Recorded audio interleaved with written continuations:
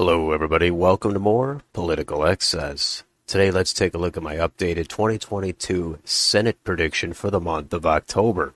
This is the time when everybody's going to actually start paying attention to some of these races, so things can change in the final 5 weeks.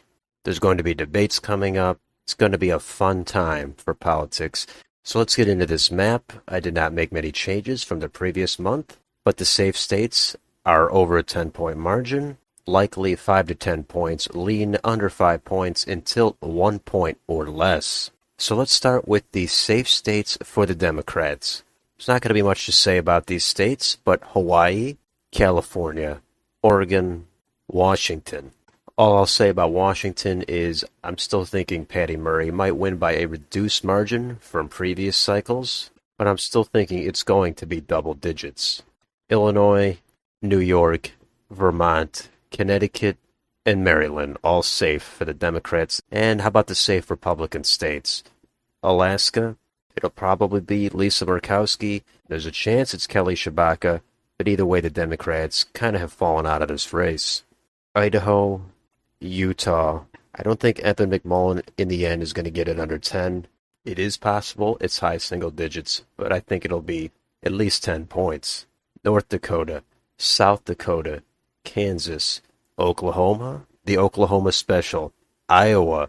I would like to get some more polls for Iowa, but I still think Chuck Grassley is going to win by over 10. Missouri, Eric Schmidt should win that by at least 10 points. Arkansas, Louisiana, Indiana, Kentucky, Alabama, and South Carolina. Not much to say about most of those states. Now the likely states for the Democrats. There is only one, and it is Colorado. Michael Bennet, I don't think he's in really any danger, but it's probably going to be by under a 10-point margin. Now the likely states for the Republicans. I have Ohio. I think J.D. Vance, in the end, he's going to win it by at least 5 points. It might not be 10 or 12, but it should be a comfortable win. And down in Florida, Marco Rubio, I think he'll win it by at least 5 points over Val Demings. It's possible it even gets into the high single digits, but for now I'm going to say likely. Now on to the lean states for the Democrats. Arizona. This race I think is going to be competitive. I don't know what's going to happen in the final few weeks, but Mark Kelly does have an advantage as of now. Low to mid single digits, I'd say. I don't think McConnell pulling out some funding is really that big of a deal. I think if anything it might indicate Masters' anti-establishment appeal, and that could actually boost him in a sense. But regardless of Masters, I think Kelly is the incumbent. I don't think he's highly polarizing, but it is Arizona. It's not a blue state, and it's a red-leaning year.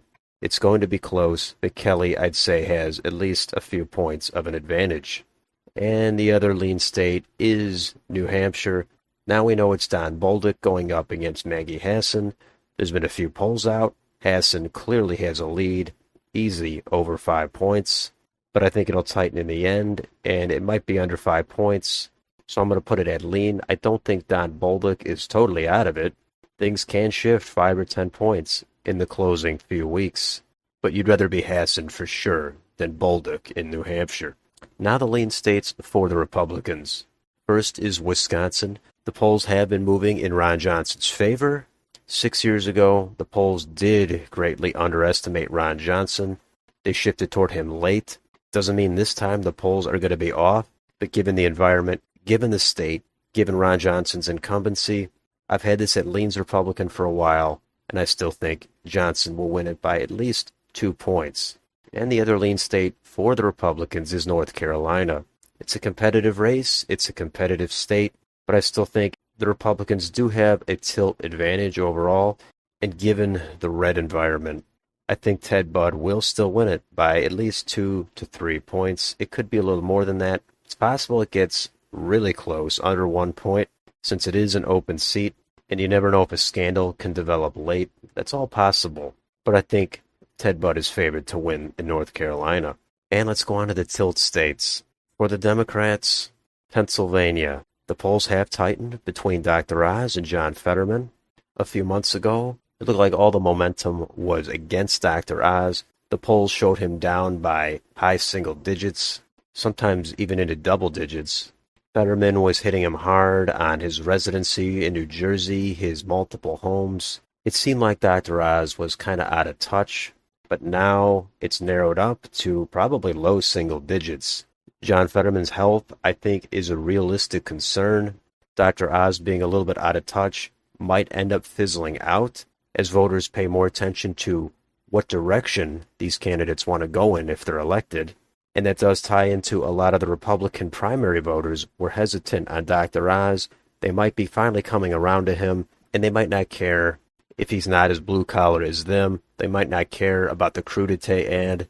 They probably want to just stop someone like John Fetterman from winning that seat. So I'm keeping it at tilt for the Democrats right now. Fetterman, he's still up in the polls. He's slipping.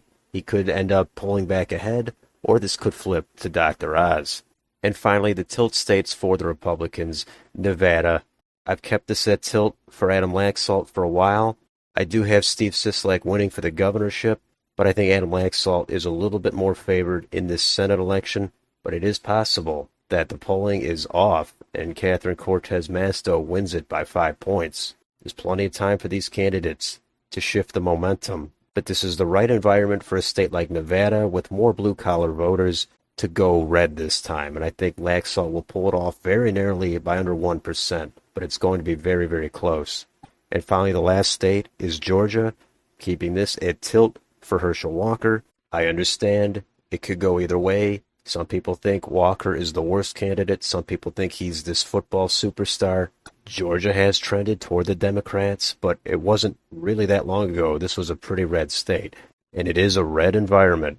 It's going to be extremely narrow, but considering all the factors, I'm giving a slight edge to Walker, but we will see what happens in the final month. So that is my map, and that would result in 51 Republican senators, 49 Democrat senators. Several states are very close. This is completely up in the air still. We will see what happens with debates in these close states. It's going to be exciting to watch right as this campaign season really heats up and then starts winding down. So let me know down below, do you agree with this map? Do you disagree on a bunch of these states? Please let me know in the comments. And if you enjoy this channel, don't forget to like and subscribe. Hit the bell for notifications. Follow me on Twitter. Thank you for watching, and I will see you on the next video.